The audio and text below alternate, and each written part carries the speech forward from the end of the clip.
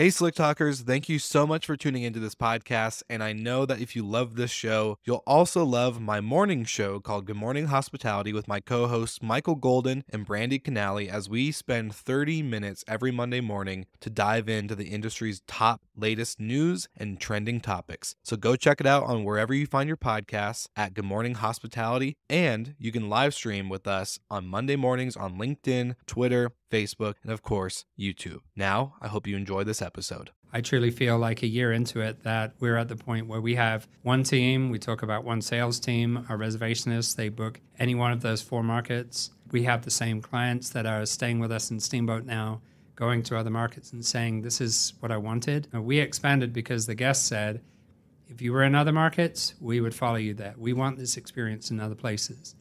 It took us 20 years to be ready for that. Now we're at the point where we can deliver on that experience. And then to hear that the guests are having an incredible time, giving us great net promoter scores, giving us great reviews, everything is sort of validated as this idea is working.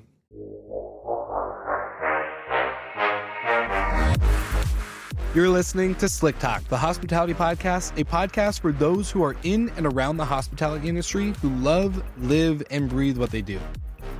You can join us for candid and unscripted conversations with hospitality experts and founders as we go deeper into their personal stories while they're sharing their triumphs and trials that got them to where they are today.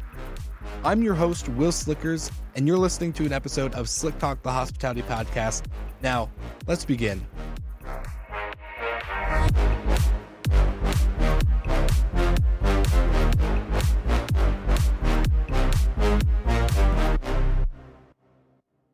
All right, Slick Talkers, welcome back to another episode of the podcast. And if you are a longtime listener, then you will recognize this voice. Robin Craigen has joined me once again on the podcast, but this time we got to meet up in person in Steamboat Springs in Colorado here, where I live just in Denver, which was a very quick and easy ride for me to get to meet up with Robin and Heather as we dive in this episode to not just their story, because we've already done that, but to what's next and what the last 2 years have been like for their operations in Steamboat and Beaver Creek and Vail, all these Colorado rocky destinations, you name it, we cover it. I loved my time in Steamboat. Hospitality truly runs deep, not only in them, but in their team. I got to meet so many of the members at their office. I got to meet Dane, who I mentioned at the end of the episode, who was my shuttle driver when I was in town and was getting a ride back to the office. And then I also got to learn and also get my butt kicked in pickleball with Heather and, of course, Robin. It was a fun trip, but we got to record this episode, and I love recording in person whenever I can. So this was just a real treat for me. And I just want you guys to enjoy this episode as we talk to Robin about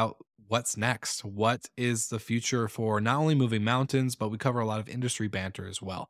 Now, without further ado, this episode is brought to you by Minute. And if you haven't heard of Minute, you're about to, because today, January 11th, when this podcast episode is dropping, they have officially launched and announced their outdoor sensors. And this is huge because not only has it been a request and a demand from their users, but they have been able to develop an outdoor sensor that does not need to be connected to an indoor sensor in order to work. Plus, they've created their own technology in order to make sure there's no false positives from wind, dogs barking, doors slamming, you name it. You won't get notified for those little noises. You'll only be notified for true, real party noise. Now, they're going to have a lot of education around this and what that entails. But let's just say you need to get a sensor. I have them, we use them, and we love them. So go ahead, check out the show notes, get the special offer just for Slick Talk listeners. And now, before we go too long, I want to kick this episode off with Robin Craigen. Welcome back to the episode, and let's dive in. All right, Robin Craigen, welcome back to the podcast. How are you doing? I'm doing great. I'm excited to be back. Well, be back, but this time we're not doing it virtually. We're doing it in person, in your office. Exactly. Slick Talk is on the road in Steamboat Springs. It's pretty exciting. Happy that you made the journey, an epic journey, and hopefully the journey home won't be too bad. But as we all know, we're better in person, right? Always better in person. You look way better in person than you do online. So, it's a good thing. But it's you and I get to see each other crossing paths in conferences. Every now and then I'll get to see the cool barbecue snow update from Facebook. The official barbecue cam. The official barbecue cam. But this is exciting. And for a lot of the listeners, if you're listening to this episode and you don't know Robin Craigen, you don't recognize his voice, you need to go back, check out the show notes, because we cover his whole story and going into the Destination Air, how you won that in 2020 and how you've carried that through. But we're not going to cover, the story leading to where we are today. We're going to cover what's next, because I think it's really cool to see creating the Destination Air Awards. I never thought I would be getting, I was hoping, but never thought actually getting to come experience, as a guest, going on tour with you, looking at the properties, your first property that you guys managed, some of the bigger, amazing homes that you guys have scaled to in the last 20 years. So for me, You needed to know that it was for real. Oh, 100%.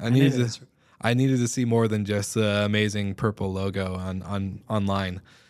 But with that, there's been so much that we've talked about, and getting to see it in real hand is kind of breathtaking in a way of you can't believe the amount of work that goes into what you guys have built. So knowing your backstory, and again, for listeners, go backwards and check it out. But knowing your backstory and seeing where you are today, I never expected, from the conversations we got to play pickleball this morning to then last night having dinner with you and Heather and hearing about what is to come and what you kind of feel and see with the industry, and not just the industry, but with your company.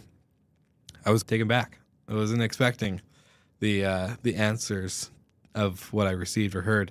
So for the listeners out there, let's dial into Moving Mountains today. Here in Steamboat, you're in multiple markets. So we started in Steamboat. Yeah. And in 2019, we expanded into the Vail Valley, which included Vail and Beaver Creek. And we got through, then we went straight into the pandemic, which was just a survival phase.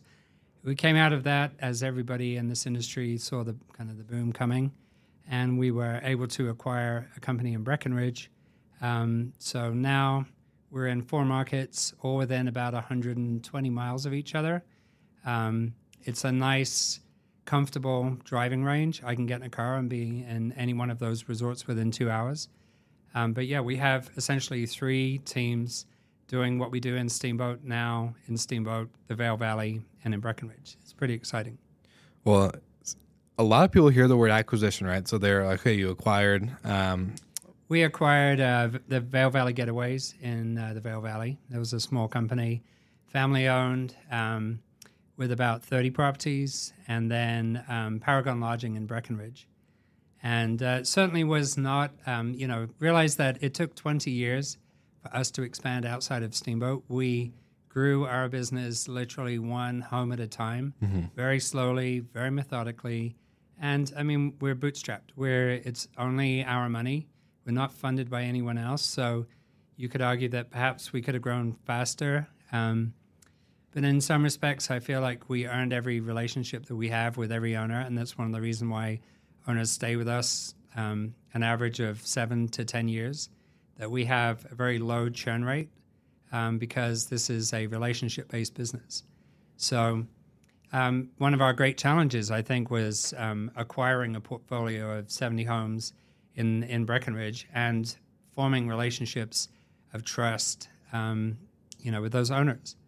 And that's the level of, relationship that we want to get to. And we've spent the best part of the last year showing those owners that we're serious about what we do, that we would like them to trust us. And I feel like it takes time.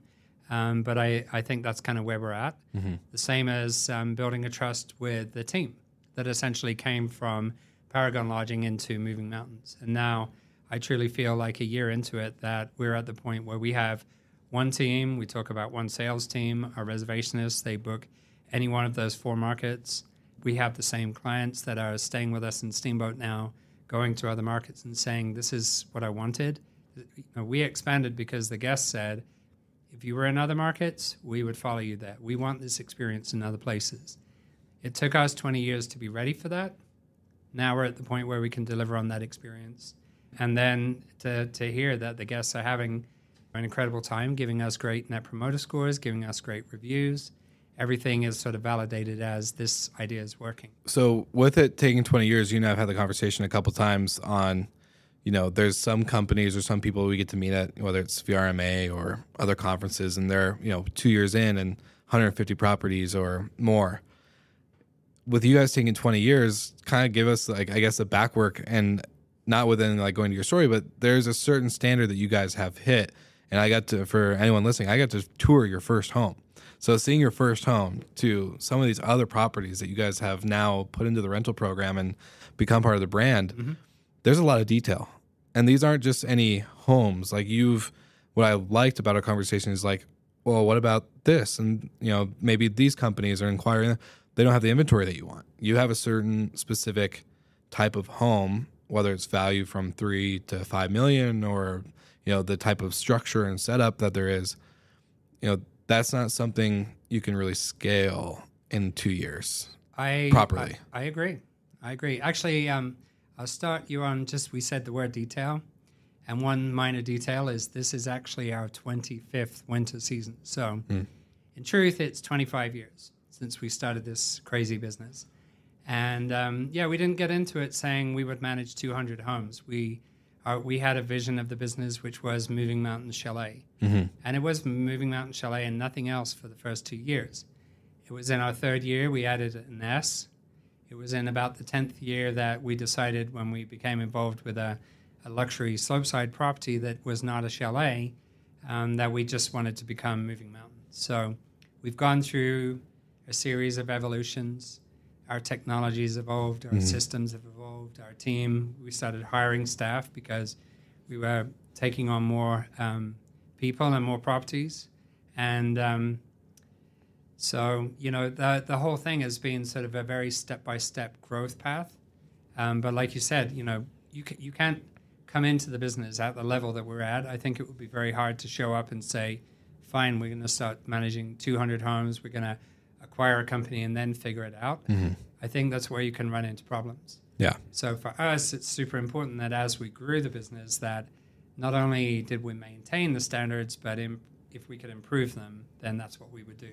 That's, in fact, what we've managed to achieve. Is we're all sitting here saying we're getting better and we're getting a little bit bigger every year. Well, and you don't have that imposter syndrome. You don't have this person has, or, you can take big public companies, like they have this many homes. Well, we need to be there. We need to do that and learn that hard way of, implementing these standards. I think, and I use this word unit. I think unit count is not a measure of success for us. For me, the measure of success is guest satisfaction. I would say it's employee satisfaction. And I would say it's, those are our three constituents, our guests, staff, and owners. And it starts with your staff. And if you don't have a happy team, you cannot sustain this level of performance. It's hard work. And if you don't have happy guests, then you don't have an ongoing business. And if you don't have happy owners, you don't have supply, as people like to call it. Well, consistency too. Right. And, for us, I feel lucky that we didn't choose to try and take over the universe by saying, what we learned, and it was by a certain amount of experimentation, is we learned that we were better at luxury than anything else. So as long as we had a home that lived up to the kind of experience we wanted to deliver, then the guests were happy. When we found something that was less expensive and less fancy and less well kitted out, what we actually realized, it didn't matter how good we were, the guests were saying, well, I'd rather stay in that house and maybe even pay a little bit more to stay in that kind of home. And we kind of realized that, our whole mindset came from, this background in luxury sailing charters, that if we were going to continue down the path we were on, we really needed to stay in a niche. And I guess I've kind of learned the terminology along the way. I love Matt Landau's limited edition theory. I think that fully describes the kind of business we are. And you hear people talking a lot about niches in our industry. And I think I prefer that to trying to be everything to everybody. Well, and you said it perfectly without saying the phrase, but you can't, no matter how much lipstick you put on a pig, it's still a pig, and it's still something that probably a lot of guests didn't want. It's true. I mean, we don't like to be apologizing for the house. Yeah. I think and there's no one thing that makes you great in this industry. You've got to have great staff. It really helps if you have good homes. You've got to have consistency. You've got to meet or exceed expectations again and again and again. You can't just do it once. You've got to do it week in and week out. Mm-hmm. And you've got to do that in a way that is sustainable. So how do you make that sustainable? Well, I hate to say it this way, but you systemize some part of that. Mm-hmm. You create standards, you create checklists, and then you get your team on board with the idea that our greatest achievement would be to maintain or to go above, if possible, on any of these standards. And if we deviate from that, what we know is that's when you get the phone call at 8 o'clock at night, when you're ready to be home and done with your day, mm-hmm. saying, hey, someone missed cleaning the grill, or someone missed, there's a hair in the bathtub. I don't think this bathroom's clean. Or, someone left a window open and pipes are frozen in this house. So any number of things can happen in this, and it's like there's a lot of moving parts. There's a lot of things to check. The more effort we put into that, the easier. It's like the harder we work, the easier it gets. Which is that sounds so simple to say, but it's true. Mm-hmm. I wish the owners knew everything that we put into it.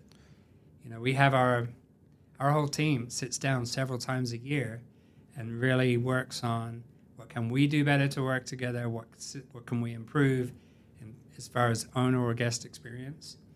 And, valuable time and energy is put into how do we make our technology work better, how do we make our communications better. It's just a constant drive to improve, to get better and better. Well, and the cool part about this whole experience is I've gotten to meet a lot of the team. Stephanie couldn't say more greater things, and just seeing it, like, it wasn't just oh, nice to meet you, and yeah, we love this, we love working here because Robin's telling me to say this in front of you now. It's like, no, she genuinely was passionate about going into it, and there was a lot of stuff which, by surprise, in a great way, you were like, oh, really? You're right, that's a new thing, or I didn't maybe, no, because you don't have to be hovering over anybody. The team's really functioning, and there's pleasantly surprising you, and it's been cool to watch. You're like, oh yeah, looking at photos. Think it is and Stephanie's company as much as anyone else's in terms of the experience that they deliver, and I know that she thinks of it as this is her life's work. Mm-hmm. This is what she does, as much as this is what we do, and I feel like we cultivate that if we can in the staff. That there's room for new ideas. There's room for expression, but we're also, we celebrate anyone that gets called out by the guest as having delivered a great experience to the guest. Anyone that shows up by name in a survey, they get spiffed an extra $25. It's that recognition as much as anything else. It's shared with the whole team. Hey, I got called out by, this guest. But it speaks to the idea that we believe that this business, certainly our part of the vacation rental industry, is a relationship business. Mm-hmm. So you got to live and breathe that. You can't just say it. You actually have to form relationships with guests. And you hear that.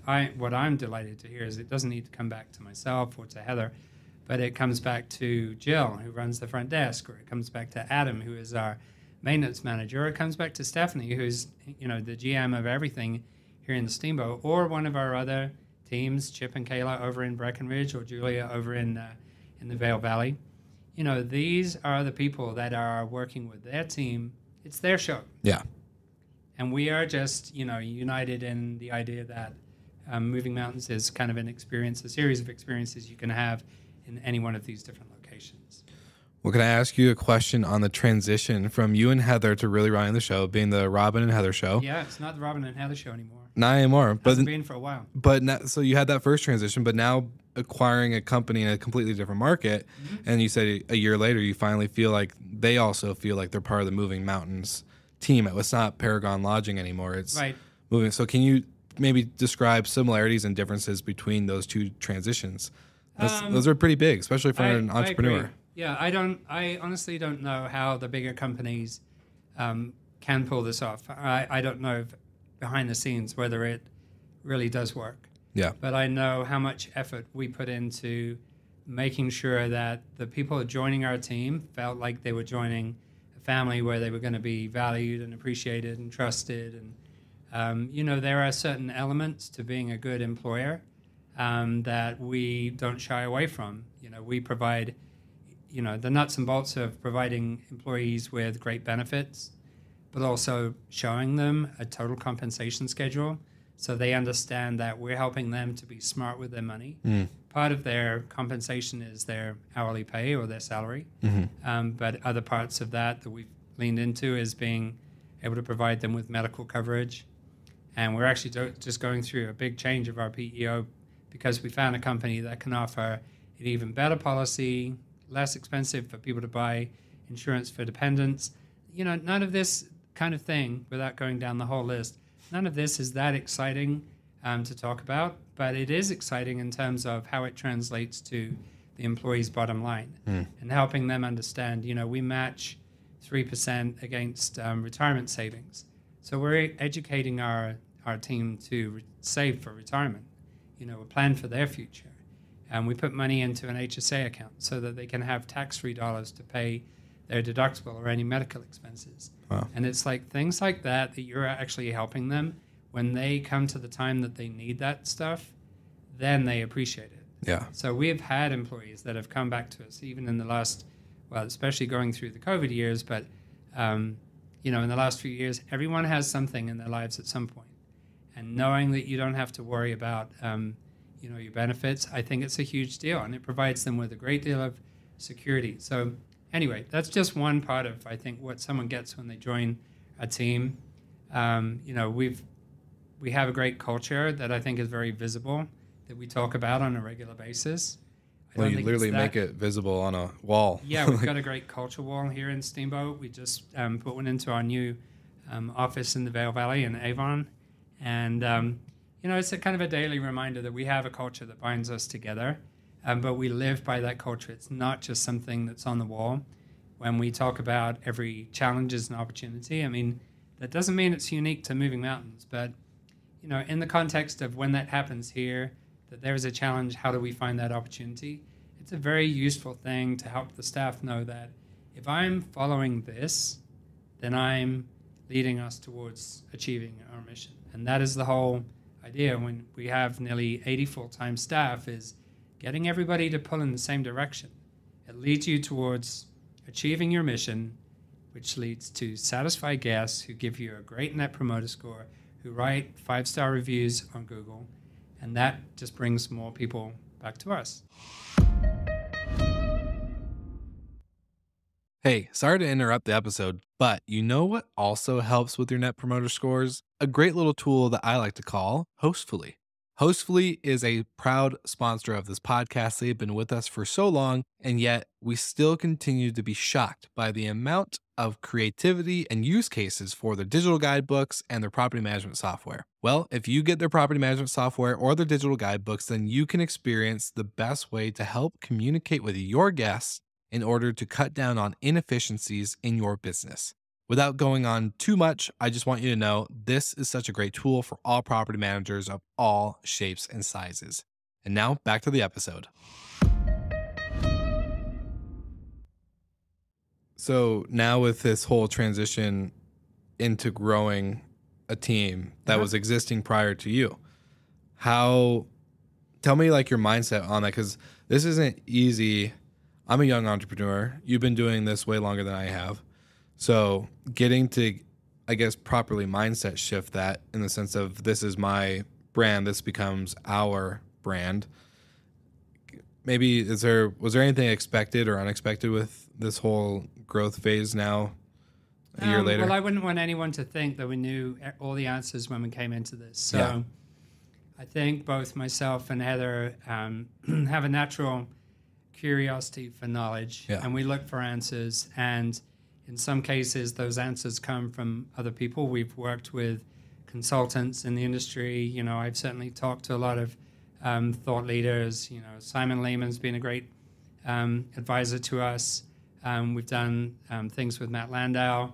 I've been part of the inner circle, so I've benefited in part from the knowledge that people have shared on forums like that.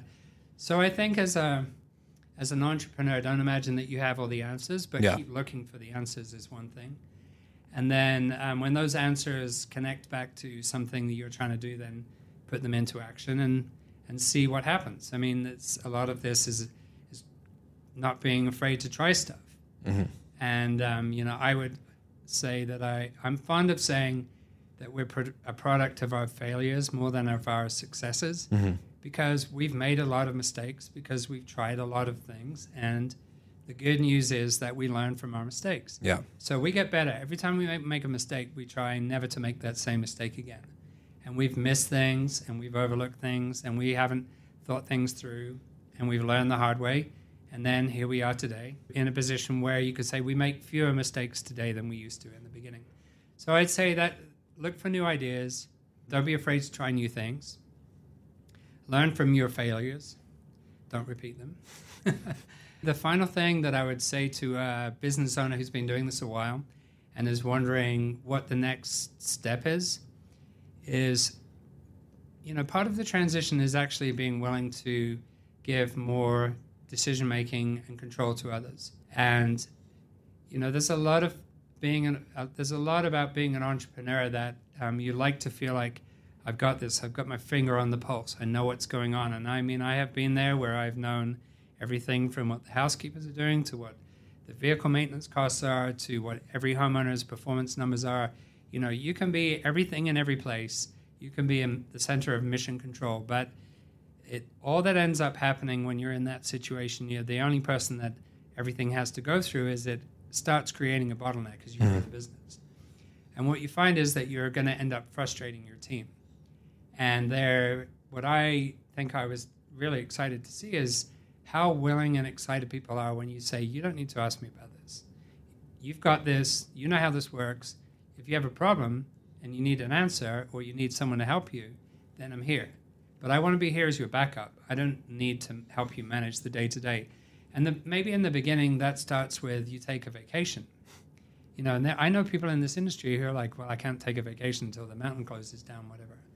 And it's like when you take a vacation, you go away for a week in the middle of the season, maybe not the busiest week, but you go away for a week in the middle of the season.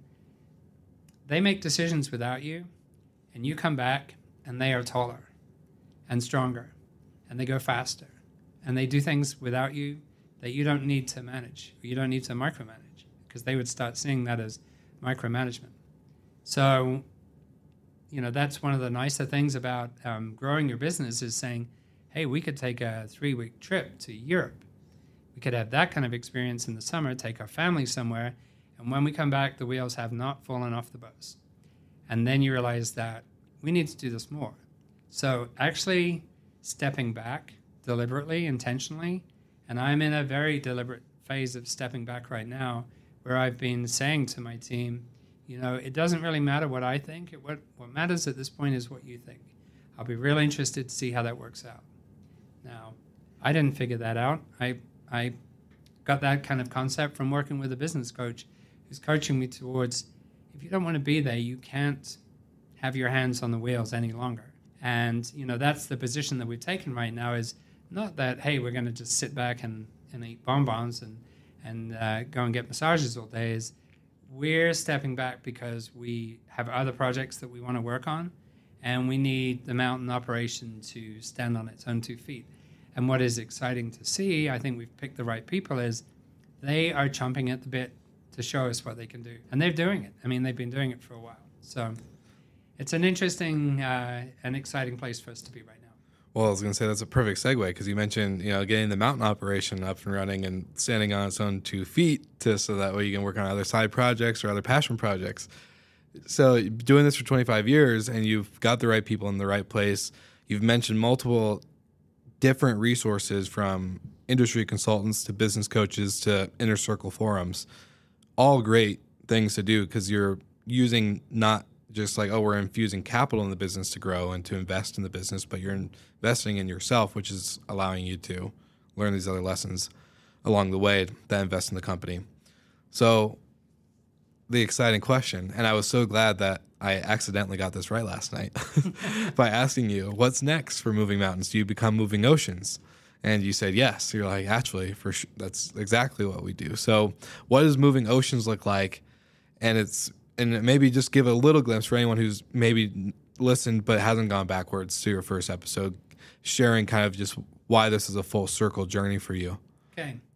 Well, so if you don't know our whole story, and I'm not going to tell it right here, but we came into hospitality through the experience of running a luxury yacht in the British Virgin Islands. And it's where we took people on a sailing charter around the BVI, showed them the best of the islands. I was the captain, Heather's the chef, and we had a first mate. And we realized that we saw the potential of what we could put into the guest experience that could help them have one of the best vacations of their lives. And it was hearing guests say, that was one of the best trips we've ever had. You know, that gave us goosebumps, and it gave us that feeling of these people can travel anywhere. And we're able to come to the end of the week where they say, you know, it really made a difference. You know, you really exceeded all of our expectations. So we translated a lot of that thinking, you know, that thirst to hear that into Moving Mountains. What we've realized in going back to the Annapolis Boat Show for our 25th anniversary in 2021 was that the yachting industry hasn't changed much, that we left behind in 25 years behind us. It has not moved forwards in the way that I think that the vacation rental industry has grown up.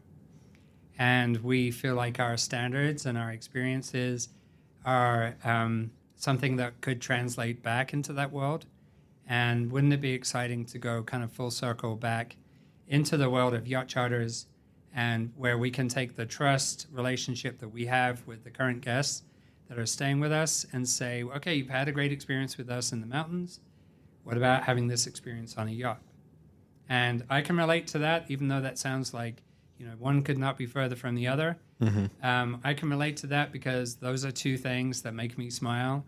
Either, you know, going down a big slope with powder blowing in your face and feeling the wind in your hair, to being on a yacht and using the wind to, you know, control where you go and to navigate and to enjoy being out in the water and to have fun in the water with your family and friends. I mean, those are great experiences that translate exactly. And the idea that you could have that and be with a crew or a company, in our case here in the mountains, who can be one step ahead of you and say, hey, you could do this. Hey, you could do that. Let me get this set up for you. You're coming for a week or 10 days, and we're going to help you maximize that time. Well, it's exactly the same experience on a yacht. You can just drive people around, or you can deliver something that will effectively, you know, they'll say you changed us. You created memories for us. You enabled us to watch the sun go down with the perfect cocktail in the perfect location where no one else was. You know, we just had this amazing experiences. Those are the things that we kind of feel like we can bring back through going back into the sailing world. So we're in the process of building a boat that will go in the water in 2024. And it is kind of a tribute to the people we worked for in the BVI, Barry and Rosalind Rice.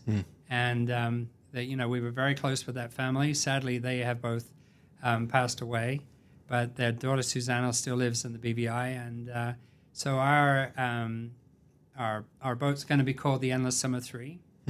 We ran a boat called Endless Summer 2. This will be continuing their legacy. 25 years later, they helped us get started with Moving Mountains. They gave us that kind of initial push. And many of those clients that sailed with us were some of our first guests that came and sailed with us, that we're still in touch with, and who are just beside themselves with excitement that we're going to launch in the Summer 3 and go back into the BVI. That's so cool. The only thing that's really changing for you guys is the location. The inventory, quote unquote, inventory type is changing, but you're still practicing the same thing. You know, it's still an incredible part of, you know, the world. Yeah. So the Colorado Rockies, it's iconic. It's unbelievably breathtaking scenery. The air's a little breathtaking too, as we discovered. Literally. But I mean, the BVI is not, you cannot imagine a better place to go and do a sailing vacation. you could go up and down the Caribbean islands, but I really think if you're going somewhere for a week, I mean, the kind of weeks that we had with people, it is one of the best destinations that I can imagine. So that is step one of where we think we can go beyond moving mountains.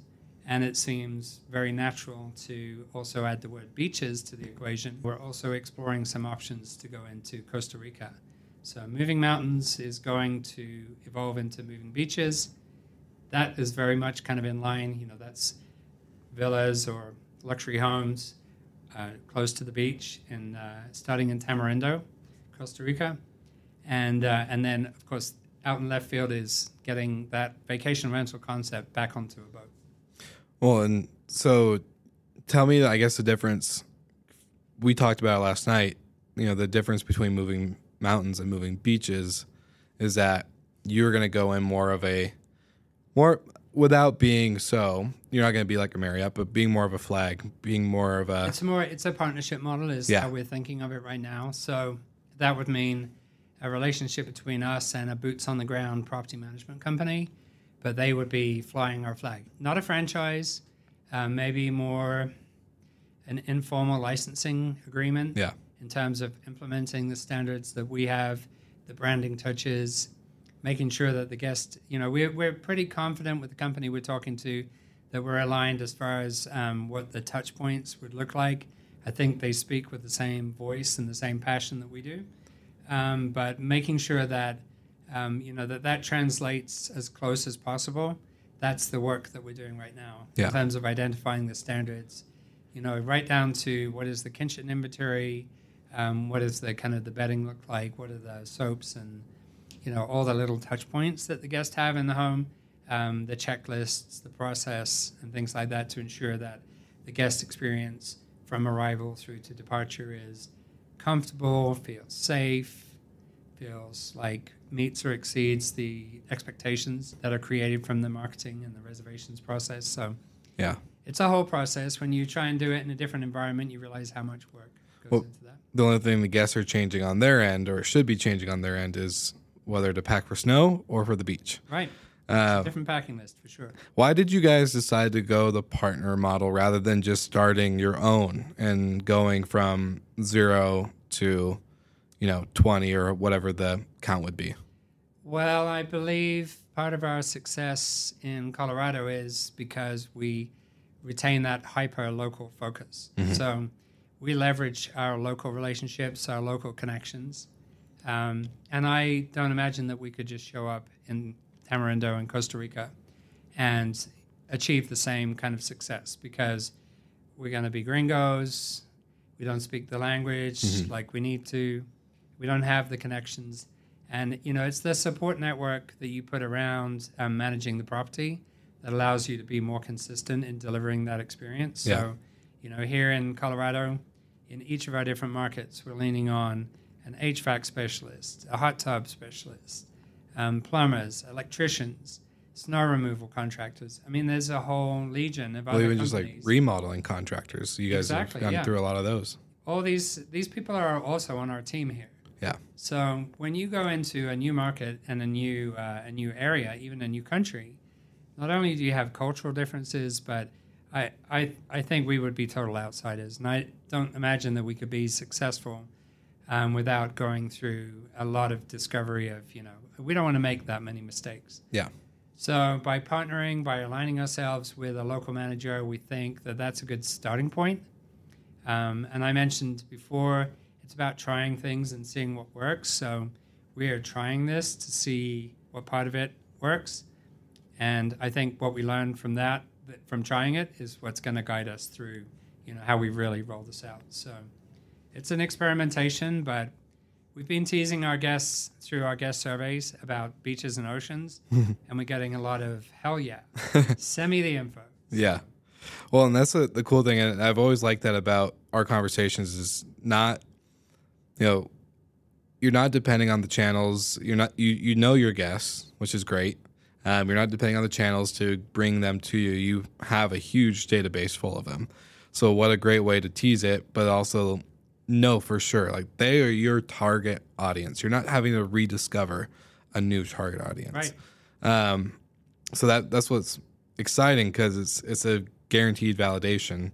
All you have to do is take the 25 years of learnings and apply it, Right. and pretty much not train, but like kind of walk through this with a new partner. Yeah. Outside of just And I think our guests, it's a long journey for them in terms of, people that have stayed maybe in the last 5 years, maybe have stayed 2 or 3 or 4 times. People don't come they're not dyed in the wool, moving mountains, purple in the, blood flowing through their veins. Yeah. But, they're saying, if what you offer is in alignment with what we want to do, if we want to come to Colorado, then we're going to stay with you guys. Mm-hmm. I think those same people, what we're seeing through the research we're doing is when those same people say, oh, I've always wanted to go to Costa Rica, but I never wanted to stay in, one of those big resorts behind the wall where the only part of Costa Rica is the beach, because the rest of it is sort of the United States of America behind a wall with English-speaking staff. I mean, I get why people do that, but I think that's not really who we are. No. I think we can offer a more embedded experience of staying at a home in an area where we still want it to be safe and all that stuff, but we want the home to be safe, we want the neighborhood to be safe, we want the guests to feel comfortable, but at the same time, we don't want to put you behind a big high wall. Yeah, the concrete jungle. Yeah. Yeah. So I've been doing this new thing on the podcast where instead of asking my normal closing question, I asked the guest before you what question, not knowing who you are. They have no idea that I was going to sit down with Robin Craigen. So Tori Bolt, she asked the question, what are your biggest failures that you learned from previously that have made you the operator that you are today? And after you answer that question, I'm going to ask you to ask the first question or the next question to our future guests who will be after you, not knowing who they are. Oh, that's a great question. I feel like I might have answered it already. I think we all recognize that we're the product of mistakes we've made in the past. So we've had big learnings in working with employees, learning how to work better with employees, and that means that we've learned from others in many cases.